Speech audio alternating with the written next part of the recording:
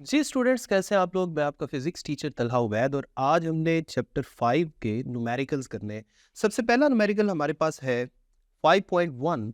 इसमें वो कह रहे हैं a tiny laser beam is directed from earth to moon. फर्ज कर लें हमारे पास यहाँ पे हम अर्थ को इमेजिन कर लेते हैं। ये हमारे पास अर्थ है, अर्थ, और ये मून है। अब किया क्या जा रहा है, अर्थ से मून की तरफ एक लेजर के बीम को भेजा जा रहा है। फर्ज कर लें ये है वो लेजर का बीम। अब जारी बात है, हम जानते हैं जब लेजर का बीम या जब भी लाइट स्ट्रेट ट्रेवल करती है तो वो फैलती है। लेजर का बीम थोड़ा कम फैलता है लेकिन बहरहाल फैलता तो है। इसका मतलब है लेजर के बीम में भी थोड़ी सी डाइवर्जेंस आएगी। फर्ज कर लें वो डाइवर्जेंस इतनी है, ये जो मैंने यहाँ पे फिल किया, ठीक है। अब यहाँ पर जो डाइवर्जेंस है वो तो है तकरीबन किसी ना किसी एंगल जितनी। इस एंगल को मैं थीटा का नाम दे देता हूँ। इसी तरह अगर आप मून के ऊपर देखें कि मून के ऊपर लेज़र के बीम का डायामीटर कितना है, यानी कितनी चौड़ाई है, तो उसको आप जो भी नाम दें उसे यहाँ पर मैं एस से जाहिर करूँगा, और उसकी वजह क्या है ये भी मैं थोड़ी देर में आपको बताता हूँ। अगर मैं इस पाथ को एक सर्कुलर इमेजिनेशन दूं, फर्ज कर लें ये एक सर्कल बना रहा है, तो इस सर्कल का रेडियस के सेंटर ये पॉइंट होगा और रेडियस होगा ये, ठीक। और अब आप गौर करें यहाँ पे एंगल थीटा जो है ये डाइवर्जेंस एंगल है, यानी जितना लेजर बीम ने डाइवर्ज किया। और एस क्या है, आर्क लेंथ, यानी लेजर बीम का मून पे जो चौड़ाई है या मून पे जो उसका डायामीटर है वो यहाँ पे येलो कलर के सर्कल की एक छोटी सी आर्क डिफाइन कर रहा है, और रेडियस ऑफ सर्कल है आर।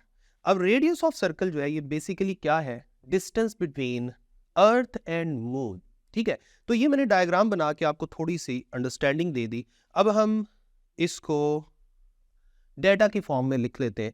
डेटा में आपके पास सबसे पहले आ जाएगा diameter of beam, length of arc, इसे मैंने यहाँ पे एस से जाहिर किया हुआ है 2.5 मीटर।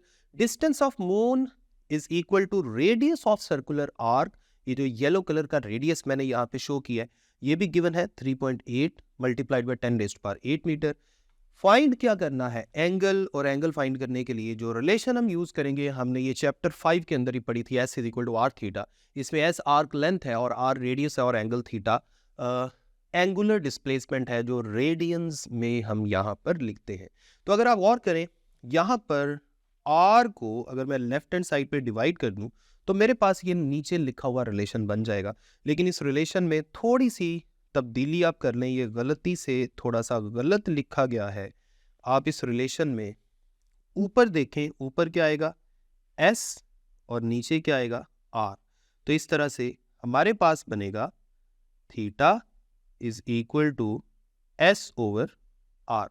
अब इसमें मैंने वैल्यूज पुट करनी है, और जब आप इसमें वैल्यूज पुट कर देंगे तो हमारे पास फाइनल आंसर आ जाएगा। एस की जगह पुट करेंगे 2.5, आर की जगह पुट करेंगे 3.8 मल्टीप्लाइड बाय 10⁸8। जब आप इसको सिंप्लीफाई करेंगे, जब आप इसे कैलकुलेट करेंगे तो हमारे पास फाइनल आंसर आ जाएगा, और वो होगा 6.6 मल्टीप्लाइड बाय 10⁻⁻9 रेडियंस। हम जानते हैं इस रिलेशन में जो एंगुलर डिस्प्लेसमेंट की वैल्यू आती है इस रिलेशन की मदद से वो रेडियंस में आती है, इसलिए ये हमारा फाइनल आंसर हो गया जिसको मैंने यहाँ पर बॉक्स में लिख दिया, ठीक है। अब हम मूव करते हैं अपने नेक्स्ट न्यूमेरिकल की तरफ। नेक्स्ट न्यूमेरिकल है 5.2 जिसमें वो ये कह रहा है that a gramophone record turn table. Gramophone क्या होता है, ये एक पुराने ज़माने का ऑडियो प्ले करने की एक डिवाइस थी जिसमें एक डिस्क होती थी, डिस्क ऐसे घूमती रहती है, यानी फॉर एग्जांपल डिस्क जो है वो कुछ इस तरह से होगी। मैं आपको थोड़ा सा आइडिया दे देता हूं। एक इस तरह से डिस्क होती थी और ये एक एक्सिस ऑफ रोटेशन के इर्द गिर्द ऐसे घूमती है, और इसी डिस्क की वो बात कर रहा है। वो कह रहा है कि इस डिस्क की एंगुलर वेलोसिटी जो है शुरू में तो 0 थी, या गौर करें स्टेटमेंट में बाकी की भी पढ़ देता हूँ। बाकी की स्टेटमेंट में वो कह रहा है एक्सेलरेट्स फ्रॉम रेस्ट, यानी इनिशियल एंगुलर वेलोसिटी 0 है, फाइनल एंगुलर वेलोसिटी है 45 रेवोल्यूशंस पर मिनट। इसको हम रेडियन पर सेकंड में यानी ऐसा यूनिट में कन्वर्ट करेंगे। टाइम भी उसने बता दिया, वो कह रहा है what is the average angular acceleration. बड़ा सिंपल न्यूमेरिकल है। इसमें हम क्या करेंगे, इसमें सबसे पहले तो डेटा में आपके पास आ जाएगा टाइम, टाइम के बाद इनिशियल एंगुलर वेलोसिटी, चूंकि शुरू में ये रेस्ट पे था, ओमेगा आई की जगह 0 आ गया, फाइनल एंगुलर वेलोसिटी 45 रेवोल्यूशंस पर मिनट। इसको हम कन्वर्ट करेंगे क्योंकि हम जानते हैं 1 रेवोल्यूशन 2 पाई रेडियन और 1 मिनट 60 सेकंड के इक्वल होता है, तो इसलिए हम 2 पाई से मल्टीप्लाई कर देंगे और 60 से डिवाइड कर दें, क्योंकि मिनट नीचे है ना, तो नीचे मिनट की जगह सेकंड लिखना है, तो वो 60 सेकंड हो जाएगा। इस तरह से ये रेडियन पर सेकंड में कन्वर्ट हो गया। 1.5 रेडियन पाई रेडियन पर सेकंड। फाइंड करना है एवरेज एंगुलर एक्सेलरेशन, और उसके लिए हम ये फाइनल रिलेशन है जो हम यूज करेंगे। अब इसी में हमने वैल्यूज पुट करनी है।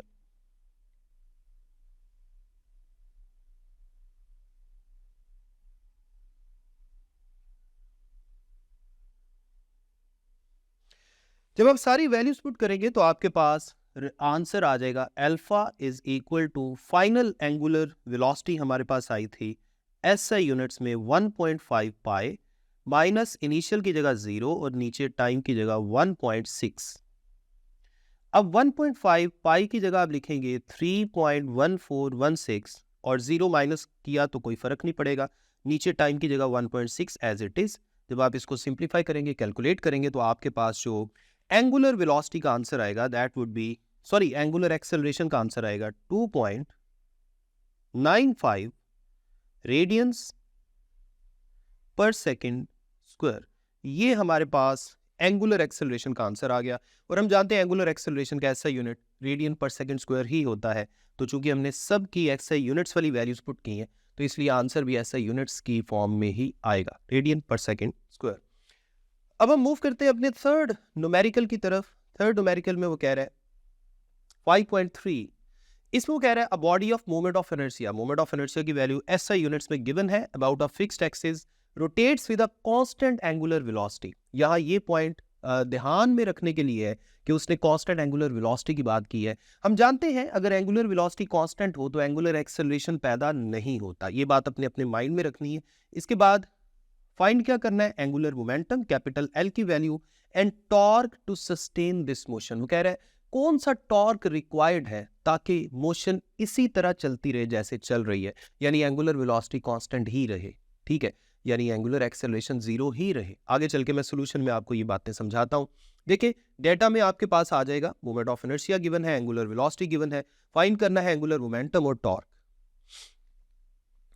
जी यहां पर हम ये एंगुलर मोमेंटम के लिए ये रिलेशन यूज कर सकते हैं, L is equal to I omega. अब आप देखें I की वैल्यू भी गिवन है, I की वैल्यू है 0.8, ओमेगा की वैल्यू है 100। तो जब आप ये दोनों वैल्यूज यहां पुट करेंगे और सिंप्लीफाई करेंगे तो आपके पास एंगुलर मोमेंटम का आंसर आएगा 80 जूल्स सेकेंड। एंगुलर मोमेंटम का जो यूनिट है वो जूल सेकेंड की फॉर्म में लिखा जा सकता है, हमने ये टॉपिक के अंदर पढ़ा हुआ है, तो इस तरह से आपने इसका यूनिट लिख दिया।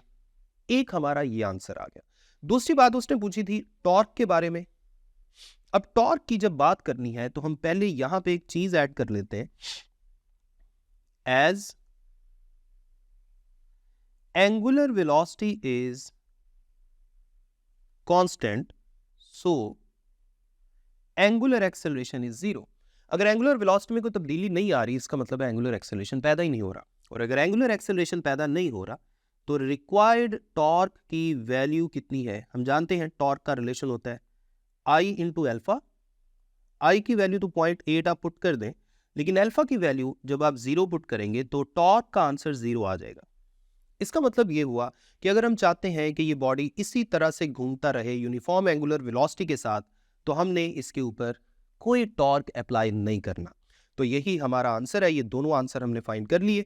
अब हम मूव करते हैं अपने फोर्थ न्यूमेरिकल की तरफ। फोर्थ न्यूमेरिकल में वो कह रहा है consider the rotating cylinder shown in figure. ये फिगर है जिसमें एक सिलेंडर रोटेट कर रहा है, और आप गौर करें ये जो फोर्स लग रही है, फोर्स बजाहिर आपको ऐसा लग रहा है टेढ़ी लग रही है, लेकिन ये बात जहन में रखें कि ये इन टू द पेपर है, और इन टू द पेपर का इस रेडियस के साथ एंगल बनेगा 90 डिग्री। ये आगे चल के हम यूज भी करेंगे, ठीक है। फिर यहां पर सिलेंडर के मास की वैल्यू उसने बता दी है, फोर्स की वैल्यू बता दी है, रेडियस यानी 0.2 मीटर ये भी उसने बता दिया है। दो चीजें उसने पूछी हैं, torque acting on the cylinder, और पार्ट बी में उसने एंगुलर एक्सेलरेशन की वैल्यू पूछी है। साथ ही उसने moment of inertia of cylinder का फॉर्मूला हमें बता दिया, हाफ mr²। लेकिन हमने अपने टॉपिक में भी ये फॉर्मूला याद किया हुआ है कि सिलेंडर या डिस्क का मोमेंट ऑफ इनर्शिया का यही फॉर्मूला होता है, हाफ m और रेडियस का स्क्वायर यानी r²। इसको डेटा की फॉर्म में हम लिख लेते हैं। डेटा में आपके पास सबसे पहले आ जाएगा मैस, मैस के बाद force acting on the cylinder, distance, और फाइंड क्या करना है, टॉर्क फाइंड करना और एंगुलर एक्सेलरेशन फाइंड करना है। जी सबसे पहले तो ये आपके पास एक रिलेशन बन जाएगा, और इसमें आप देखें एंगल थीटा की जगह हम कितना पुट कर रहे हैं, 90 डिग्री।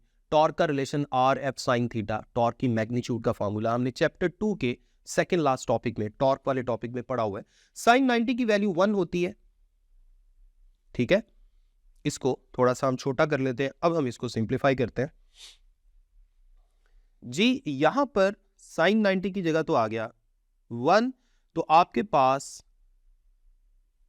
आर की जगह आप पुट करेंगे, आर कितना था 0.2 मीटर,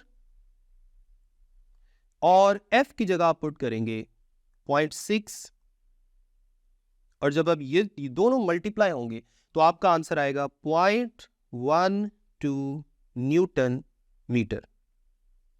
ये आपके पास टॉर्क का आंसर आ गया। सो पार्ट ए हमने सॉल्व कर लिया और ये हमारे पास आया 0.12 न्यूटन मीटर।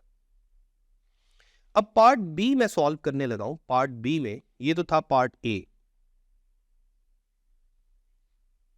यहां पर हम पार्ट बी कर लेते हैं। हम जानते हैं कि हमने टॉर्क का एक ये रिलेशन पढ़ा हुआ है, tau is equal to I alpha. अब डिस्क यानी सिलेंडर जो यहां डायग्राम में भी आपको नजर आ रहा है, इसके मोमेंट ऑफ इनर्शिया का फॉर्मूला उसने लिखा भी है, ये आपको जुबानी भी याद होना चाहिए, हाफ mr², अल्फा वैसे का वैसा और टॉर्क भी वैसे का वैसा। क्योंकि यहां पर हमने अल्फा की वैल्यू फाइंड करनी है, तो इसलिए 2 को लेफ्ट हैंड साइड पे ले जाके मल्टीप्लाई कर दें, ये बन जाएगा 2 टॉ, mr² उधर मल्टीप्लाई हो रहा था, इधर आके डिवाइड होगा, और उस तरफ आपके पास सिर्फ अल्फा रह जाएगा, यही अल्फा हमने फाइंड करना है। तो अब आप वैल्यूज पुट कर लें, alpha is equal to 2 times torque की जगह अभी हमने पार्ट ए में जो आंसर निकाला है 0.12 डिवाइडेड बाय m यानी मास की जगह 5 kg, और रेडियस की वैल्यू गिवन है 0.2, यहाँ पे 0.2 का स्क्वायर हो जाएगा, और जब आप इनको कैलकुलेट करेंगे तो आपके पास फाइनल आंसर आएगा 1.2, और एंगुलर एक्सेलरेशन का एसआई यूनिट क्या होता है, रेडियन पर सेकेंड स्क्वायर। तो ये आपके पास सेकेंड आंसर आ जाएगा। सो this is angular acceleration of the cylinder जो आपको फिगर में नजर आ रहा है। जी 5.5 न्यूमेरिकल, फिफ्थ न्यूमेरिकल में वो कह रहा है कैलकुलेट एंगुलर मोमेंटम, यानी एक तो हमने कैपिटल एल की वैल्यू निकालनी है, of a star of mass. Star एक है जिसका जारी बात है जिसकी शेप हम स्फेरिकल कंसिडर करते हैं, इसके मैस की वैल्यू गिवन है 2 × 10⁻30 kg, एंड रेडियस भी गिवन है किलोमीटर्स में 7 × 10⁵ kilometre.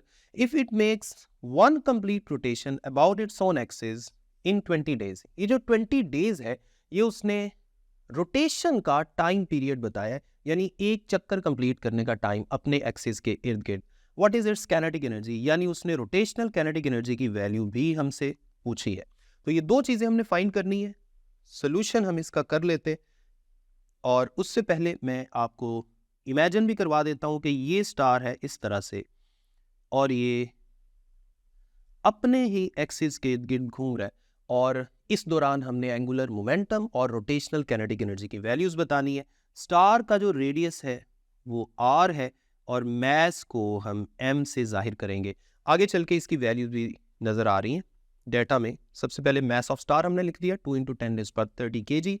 Radius of star 7 × 10⁵ kilometre में था, तो किलो की जगह हमने 10⁻3 लिखा, वो 10⁻5 के साथ सॉल्व हुआ तो वो बन गया 10⁸ मीटर। ठीक है, उसके बाद टाइम फॉर वन रोटेशन यानी टाइम पीरियड ऑफ रोटेशन, ये 20 डेज गिवन था। एक दिन में 24 घंटे होते हैं, 24 से मल्टीप्लाई किया।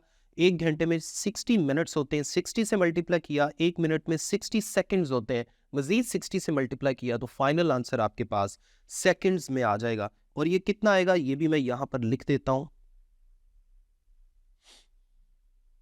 ये आंसर आ जाएगा आपके पास 1.728 मल्टीप्लाइड बाय 10⁻6 सेकेंड। ठीक है, और इसके बाद फाइंड हमने क्या करना है, हमने दो चीजें फाइंड करनी है। एक तो एंगुलर मोमेंटम कैपिटल L और एक रोटेशनल काइनेटिक एनर्जी की वैल्यूज फाइंड करनी है। जी, अब यहां पर सबसे पहले तो हमें दो चीजें चाहिए। अगर मैं एंगुलर मोमेंटम की बात करूं तो एंगुलर मोमेंटम यानी L का फॉर्मूला होता है I ओमेगा, ये हमने पढ़ा हुआ है, इसे इक्वेशन 1 कह दें। इसी तरह रोटेशनल काइनेटिक एनर्जी का फॉर्मूला जो है वो भी आपके पास था, हाफ I ओमेगा स्क्वायर, इसे मैंने इक्वेशन नंबर 2 कह दिया। अब देखें ये दोनों इक्वेशंस जो हैं इनमें I और ओमेगा यानी मोमेंट ऑफ इनर्शिया और ओमेगा की वैल्यूज हमें पुट करनी पड़ेंगी, तो इसलिए बेहतर ये है कि मैं पहले I और ओमेगा की वैल्यूज निकाल लेता हूं ताकि यहां पर हम वो पुट करके आसानी से इसको सिंप्लीफाई कर लें। तो सबसे पहले तो मैं मोमेंट ऑफ इनर्शिया की बात करने लगा हूं। हम जानते हैं कि स्टार जो है उसकी शेप स्फेरिकल होती है और स्फीयर के मोमेंट ऑफ इनर्शिया का ये फॉर्मूला होता है 2/5 mr²। अब यहां पर आप ये सारी वैल्यूज पुट करें। मैस ऑफ स्टार जो गिवन है 2 × 10⁻30,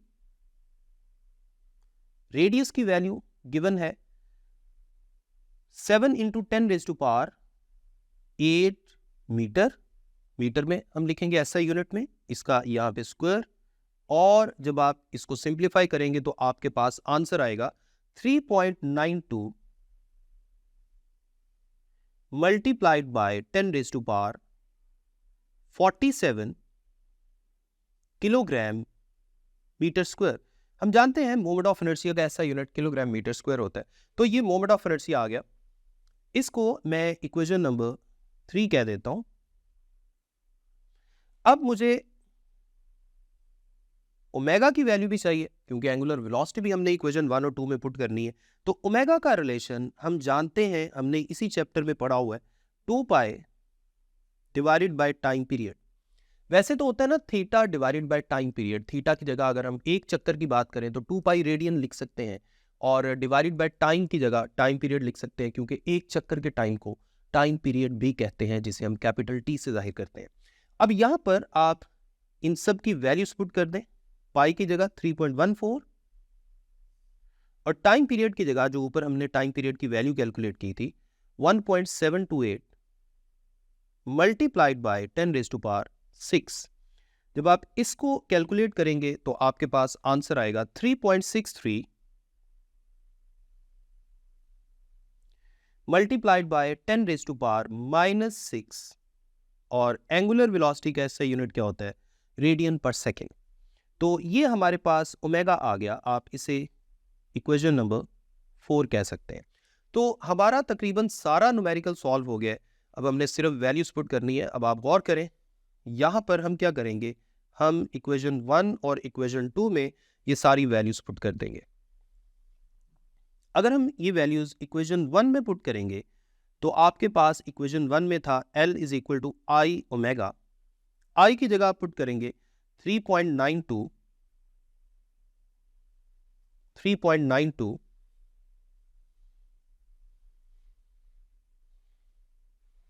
multiplied by 10 raise to power 47 और ओमेगा की जगह आप पुट करेंगे 3.63 multiplied by 10 raise to power -6 और जब आप इनको मल्टीप्लाई करेंगे तो आपके पास एंगुलर मोमेंटम का आंसर आ जाएगा 1.4 इंटू 10 रेज टू पावर 42 और एंगुलर मोमेंटम का जो एसआई यूनिट होता है वो जूल सेकंड होता है। This is angular momentum. ये आपका फर्स्ट आंसर है, इसको मैं बॉक्स में लिख देता हूं जी। इसी तरह इक्वेशन नंबर 2 में अगर हम यही वैल्यूज पुट करेंगे, इक्वेशन नंबर 2 क्या थी, हाफ आई ओमेगा स्क्वायर यानी rotational kinetic energy is equal to half I की जगह 3.92 multiplied by 10 raise to power 47 और साथ ओमेगा का स्क्वायर यानी 3.63 multiplied by 10 raise to power -6 सारे का स्क्वायर। और इसको जब हम सिंप्लीफाई करेंगे तो आपके पास रोटेशनल काइनेटिक एनर्जी का आंसर आएगा 2.58 multiplied by 10 raise to power 36 और जारी बात है एनर्जी का ऐसा यूनिट क्या होता है, जूल्स। आप इसे राउंड ऑफ करके 2.6 भी कह सकते हैं multiplied by 10 raise to power 36 joules. So this is rotational kinetic energy. यह आपका सेकंड आंसर है इस न्यूमेरिकल का।